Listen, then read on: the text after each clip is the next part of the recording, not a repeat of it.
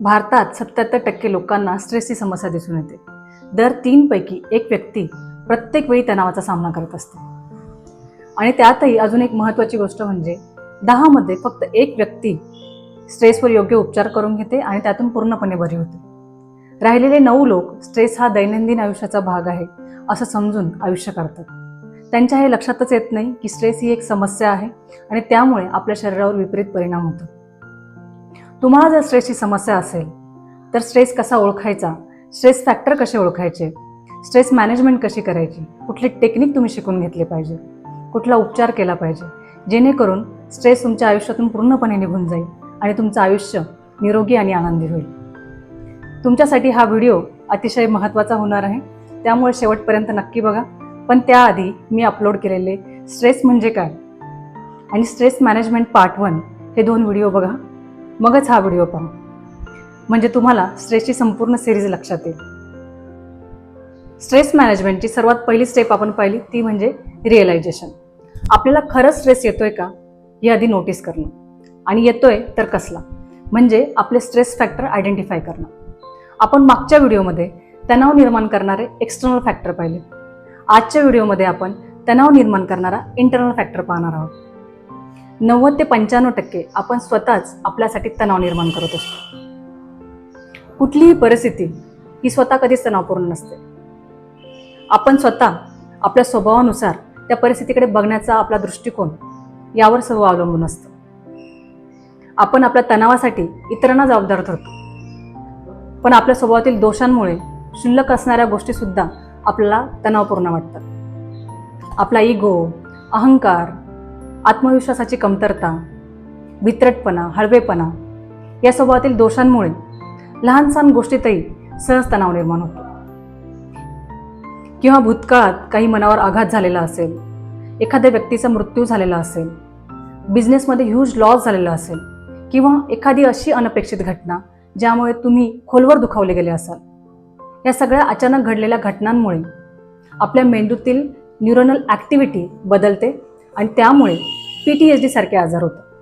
PTSD म्हणजे भूतकाळात काही भीतीदायक, धक्कादायक अनुभव आलेले असतात आणि त्यामुळे मनावर आघात झालेला असतो, आणि त्यानंतर निर्माण होणारा जो स्ट्रेस आहे, भीती आहे, त्याला आपण पोस्ट ट्रॉमॅटिक डिसऑर्डर म्हणतो, म्हणजेच PTSD.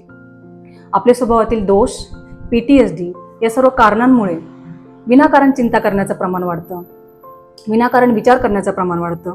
एक विचार संपला की दुसरा, दुसरा विचार संपला की तिसरा, असं विचारचक्र सुरू होतं आणि त्यामुळे स्ट्रेसची लक्षणं दिसायला लागतात.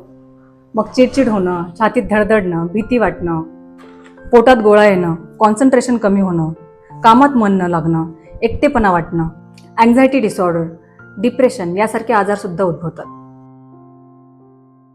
आता तुमच्या हे लक्षात आलं असेल की आपण स्ट्रेस फॅक्टर कसे आयडेंटिफाय करायचे. आता आपण पाहूया स्ट्रेस मॅनेजमेंटची तिसरी स्टेप. यात सर्वात पहिलं आणि महत्त्वाचं काम तुम्हाला करायचं आहे ते म्हणजे रिव्ह्यू युअर लाईफस्टाईल. तुमच्या लाईफस्टाईलमध्ये काही चेंजेस करायचे, तुमच्या जीवनामध्ये काही चेंजेस करायचे. यात सर्वात पहिला आणि महत्त्वाचा बदल तुम्हाला करायचा आहे तो म्हणजे ॲक्सेप्ट युअर सिच्युएशन. तुम्हाला कुठल्याही कारणाने स्ट्रेस येत असेल, जर कुणाची डेथ झालेली असेल आणि त्यामुळे तुम्हाला स्ट्रेस येत असेल तर सर्वात आधी ती गोष्ट ॲक्सेप्ट करा. कारण दुःख तर खूप आहे, पण आपण त्या व्यक्तीला परत आणू शकत नाही, त्यामुळे ॲक्सेप्ट करा. आपण 2च गोष्टी करू शकतो, एक ते ॲक्सेप्ट करू शकतो, एक ते चेंज करू शकतो. समजा कामाच्या ठिकाणी आपल्याला स्ट्रेस येतोय, बॉसमुळे स्ट्रेस येतो असं आपण समजू. आपण बॉस तर नाही चेंज करू शकत, मग एकतर ॲक्सेप्ट करा किंवा चेंज करा. जर तुम्हाला चेंज शक्य असेल, तुम्ही जर तो जॉब सोडून दुसरा जॉब करू शकत असाल तर चेंज करा. कारण जिथे चेंजेस शक्य आहे तिथे चेंज करणंच गरजेचं आहे. जिथे चेंज करणं शक्य नाही तिथे ॲक्सेप्ट करणं गरजेचं आहे. चेंज ऑर ॲक्सेप्ट या 2 गोष्टी आत्मसात करा. दुसरा महत्त्वाचा बदल तुम्हाला तुमच्या जीवनशैलीत करायचा आहे. सर्वात पहिली सुरुवात करायची ती सकाळी लवकर उठण्यापासून. तुम्हाला जर लेट उठण्याची सवय असेल तर सर्वात आधी ती बदला. एका सर्वेनुसार जे लोक लवकर उठतात त्यांच्या आयुष्यात स्ट्रेसचं प्रमाण खूप कमी असतं. असे मित्रमैत्रिणी बनवा जे सकाळी लवकर उठून वर्कआउट करतात, एक्सरसाइज करतात, जेणेकरून ते तुम्हाला लवकर उठण्यासाठी मोटिवेट करतील, एक्सरसाइज करण्यासाठी मोटिवेट करतील. तुम्ही वॉकिंग करू शकता, जॉगिंग करू शकता, योगा करू शकता. जी गोष्ट तुम्हाला आवडते ती करा. ज्या गोष्टीत तुम्हाला आनंद मिळतोय ती करा. रोज 15 मिनिटं मेडिटेशन करा.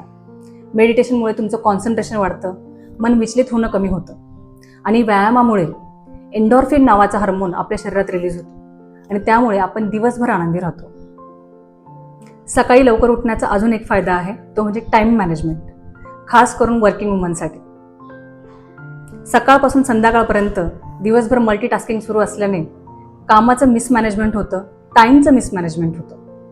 त्यामुळे सकाळी जर लवकर उठलात, स्वतःसाठीही वेळ मिळेल आणि टाईम मॅनेजमेंटही प्रॉपर होईल.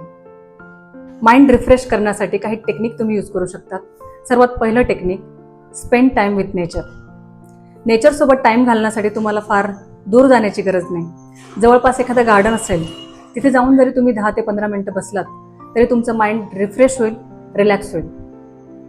मित्रमैत्रिणींसोबत तुमची कनेक्टिव्हिटी वाढवा, त्यांच्यासोबत वेळ घालवा, तुमच्या आवडत्या गोष्टी जोपासा, तुमचे छंद जोपासा.